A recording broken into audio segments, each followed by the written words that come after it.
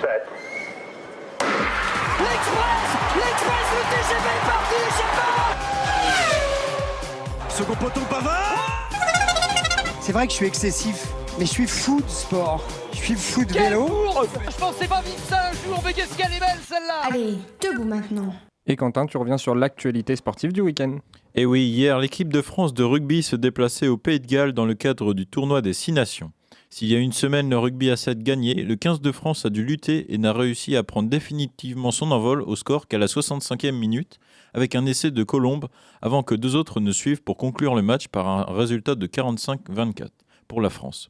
On peut dire que les armoires à glace françaises ont sauvé les meubles en laissant les Gallois à la dernière place du classement. Samedi prochain à 21h, les Bleus recevront les Anglais qui peuvent remporter le tournoi des 6 nations contrairement aux Français. En Formule 1, ce week-end avait lieu le Grand Prix de Reda en Arabie Saoudite. Si en coulisses, l'écurie Red Bull Racing est bouleversée par l'affaire concernant son directeur Christian Horner, sur le circuit, Max Verstappen et Sergio Pérez font un joli 2 sur 2, deux doublés en 2 Grands Prix. A noter que Lewis Hamilton et sa Mercedes franchissent la ligne en 9e position. Les pilotes se retrouveront dans 2 semaines pour le Grand Prix d'Australie. En football, il y avait de la Ligue 1. Le championnat de France se poursuit en entamant sa dernière ligne droite. Dans le choc entre Lens et Brest, les 100 et or gagnent 1-0. Monaco, Marseille et Lyon continuent de monter au classement. Les 2 Olympiques gagnent chacun 2-0.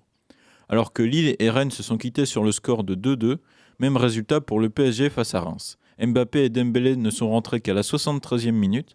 Pour rappel, Mbappé a moins de temps de jeu depuis l'annonce de son départ en fin de saison. Il n'aura pas la chance de connaître la Ligue 1 McDonald's. Aux États-Unis, les biathlètes ont mis les manches courtes pour se rendre au championnat du monde de Soldier Hollow.